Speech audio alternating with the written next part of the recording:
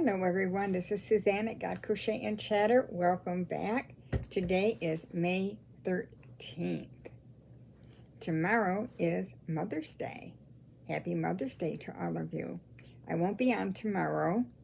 I'm going to kind of rest and take it easy. And I want to wish you all a happy Mother's Day now. And on Monday is my birthday. And speaking of that, on the 16th of May, which would be Tuesday, I will be drawing a winner for the giveaway that we have going on. You have until May 15th at midnight to go over there and make a comment to get in on that drawing. It's a very, very nice giveaway. All right, today is time for the verse of the day. We have a really good one today. And it seems like these verses of the day are somehow, I feel God wanted me to find these. What I am working out of is 1 Year Praying in the Faith devotional by Chris Tiegreen. And I kind of just go through, I open a page and I look a little bit. Well, this is what my eyes fell on today. And something that I needed to hear and be reminded of. Perhaps it will help you in your walk with Christ also. Let's get started. 2 Samuel 5 verse 4. David was 30 years old when he began to reign. David was only a boy when Samuel anointed him as the next king. Yet, he didn't rule over all of Israel until he was 30. In the years between, he was exiled by an emotionally volatile king, nearly killed on several occasions, forced to hide out in caves, rejected by his own men, and then at the center of civil wars after the reigning king had died.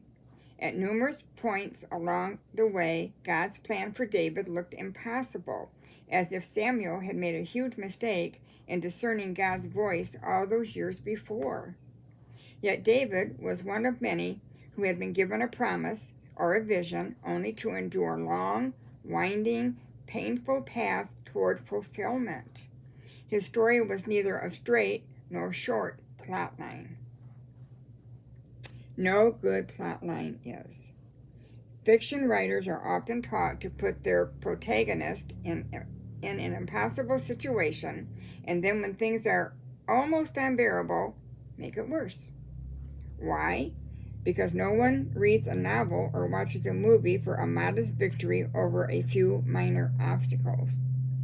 Great victories come from great challenges. God is not writing fiction, of course, but he does have a flair for the dramatic. He is unveiling his nature, demonstrating his most stunning attributes over the course of history to a world that has forgotten who he is.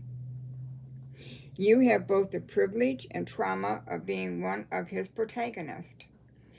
The journey into your destiny is a winding road marked with extreme dangers. Your life of prayer and faith is not a cruise to the beach. It's going to involve some demanding turns and climbs.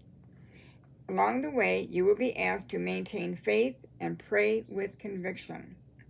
You don't have to figure things out, but you do have to cling to trust. Even more, you will weather your journey well if you keep your eyes on the visions or promises God has given you and insist that they remain true. Faith rejoices over an answer even when it looks impossible. Like David and many before him and since, you are moving toward a glorious resolution. Believe, and your time of fulfillment will come. The Lord gets his best soldiers out of the highlands of affliction. Charles Spurgeon.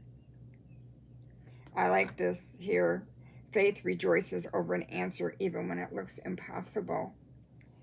And we have to keep our eye on the goal, keep our eyes on Jesus, and know that everything will work out in God's timing. And things may get a lot worse before they get better. And we have to remain strong. And the journey into our destiny is a winding road marked with extreme dangers. Has your life been filled with one thing after another, and then when you just thought it couldn't get any worse, wham, you're blindsided from the left, wham, you're blindsided from the right? Yeah, but you know what? Tie a knot in that rope and hang on. Better days are coming, and God's plan will be revealed in His timing. All right, your winding plot line. I hope you've enjoyed that little devotional talk today. And the verse of the day, David was 30 years old when he began to reign. All right, you all take care. You have a blessed day. Our neighbor came down about an hour ago, knocked on our door, and asked if I could run him and his wife to the hospital. The little boy had bumped his head on a table, and it kind of left a little mark here, and it started to bruise, and it wasn't quite bleeding. And so we took the baby over there, and we just received a call that the baby's doing a lot better. The baby's sleeping now. They wouldn't let him sleep for the first half hour or so to check him out. But now he's sleeping, and as soon as he wakes up, he'll be discharged, and I'll go over there, and we'll gather the baby back up to be back home. Our neighbor just lives down the hall from us. They're a young couple. They are struggling all the time, and such a good pair of parents, being so young and trying to figure things out. And they help us out from time to time, taking out my garbage, bringing in my groceries. So we kind of help each other. I'm a firm believer in a community that is well knit together, that we know each other, we pray for each other, we're there to meet each other's need and watch out for one another. Nowadays, people don't do that. They close their door, lock all their doors, double lock them. They don't talk to you when you're passing in the hallway. And I always say, hi, my name is Suzanne. I see you just moved in. If there's anything you need, we're right here in apartment 2. And it's a great blessing to have that. My one good friend, Karen, we've lived here going on, I think this will be our 5th or 6th year here. Karen's lived here 15 years, but recently, in fact, this is her last month, she is moving out. They keep raising the rent here, and she found a studio apartment, and it's a new journey for her. Her daughter will be living on her own, and I'm very, very sad to see her go, but sometimes we have to move along these chapters in our life and leave behind some friends and family maybe. The journey isn't easy, but she's not going to be that far away, thank goodness, so hopefully we'll still stay in touch. But she's been another great sister in the Lord, and we've been there for one another, so it's kind of a bittersweet thing happening. But that's life.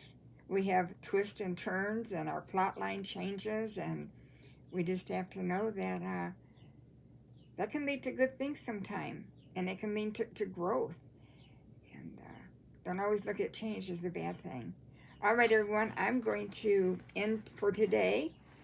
I am going to wait for the phone call to pick up the baby, and then hopefully Ron and I will get out for a walk. It's a little overcast today. It was like 71 was a high, but I don't even think it got that high. It's going to be 48 tonight. I did listen to the weather forecast for the week, and it looks like it's going to be not too bad on the day of my surgery and the days after, which I am very thankful for. So, all right, you all have a blessed day in the Lord. Have a very happy Mother's Day. I'll be back here on Monday with our next study in Revelation. We're doing a verse-by-verse study, and it's so exciting. So, I will see you back then. Bye-bye.